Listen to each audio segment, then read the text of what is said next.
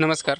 ईश्वरी गोठफार्ममध्ये सर्वांचं स्वागत आहे. तर बघू शकताय आपण 4G नेपियर हत्ती गवताची आपण कुट्टी करून आणलेली आणि ही कुट्टी कशा पद्धतीनं खात्यात तुम्ही बघू शकताय.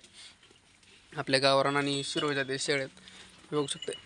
बघू शकताय ही शिरोई जातीच्या बी शेळी आहे आणि ह्या गावरान आहेत बाकीच्या. 2 शिरोई इथं आणि 4 गावरान आहेत. तिकडं 2 आहेत आणि ह्या 2 आहेत तिकडं.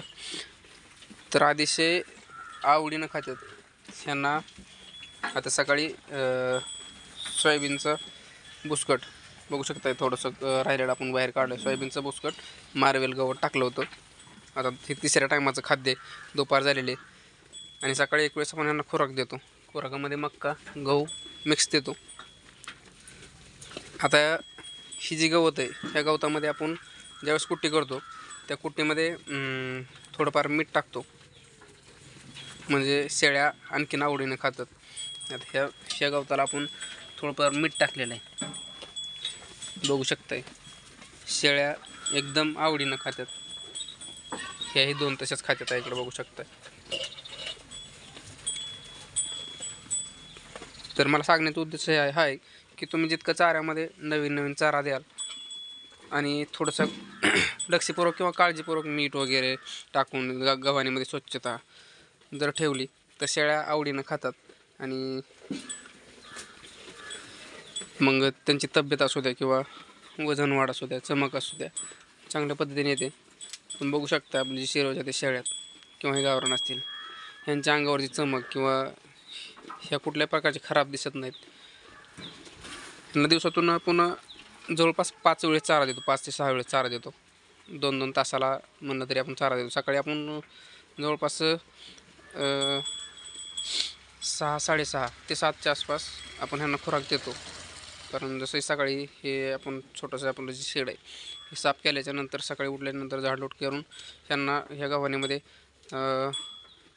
आपण मिक्स खुराक देतो आणि खुराक दिल्याच्यानंतर जसं 10 मिनटात खुराक खातील त्याच्यानंतर लगेच त्यांना आपण ज्वारीचा कडब्याची कुट्टी दिली जाते. कडब्याची कुट्टी दिल्याच्यानंतर परत मारवेल गवत टाकलं जातं तासाभराने आणि त्याच्यानंतर मग पाणी दिलं जातं. पाणी पाजल्याच्यानंतर मग थोड्या वेळाच्याने मारवेल गवत असेल किंवा मग ही कुट्टी असेल हत्ती गवताची ती दिली जाते. परत एक वेळेस बुसकट दिलं जातं किंवा परत शिवरी असेल, सुबाबूळ असेल किंवा मग तुती असेल किंवा झाडपाल्याचे वेगवेगळे झाडपाला असतील. असं दिवसातून 4-5 वेळेस वेगवेगळे चारायचं जसं जितकं जे शक्य होईल तेवढं आपण देण्याचा प्रयत्न करतो. कुठल्याही प्रकारचं गव्हाणीत काहीच ठेवलं जात नाही, एकदम व्यवस्थित खात्यात आणि हे खाण्याचं कारण आहे फक्त आपण ह्याच्यामध्ये थोडंसं मीठ टाकलं कुट्टीमध्ये, त्याच्यामुळं गव्हाणीत काहीच शिल्लक राहत नाही. आणि शक्य होईल तेवढं क्रॉस ब्रीड निवडायची, कारण वजन वाढ आणि दुधाला एक चांगली राहते. आता जसं की गावरान शेळी असेल तर त्याला तुम्ही बिटल किंवा शिरोईचा मेल वापरू शकता. त्यावेळेस वजन वाढ आणि दुधासाठी चांगल्या शेळ्या राहतात. आपल्याकडे शिरोई जातीचा मेल होता, आपण तो आता विकलेला आहे. जसे शेळ्या गाभण आहेत म्हणून आपण तो विकून टाकलेला आहे. आता आपल्याला मेल चेंज करायचा आहे म्हणून आपण तो विकून टाकला. तर आपलं छोटंसं शेड आहे, याचे पिल्ले 4-5 पिल्ले जे आहेत ह्या 2 शेळ्यांची 2-3 शेळ्यांची ते आतमध्ये आहेत, दुसऱ्या शेडमध्ये आहेत आणि ह्या शेळ्यांना हे बाहेरचा मोकळं शेड आहे छोटंसं.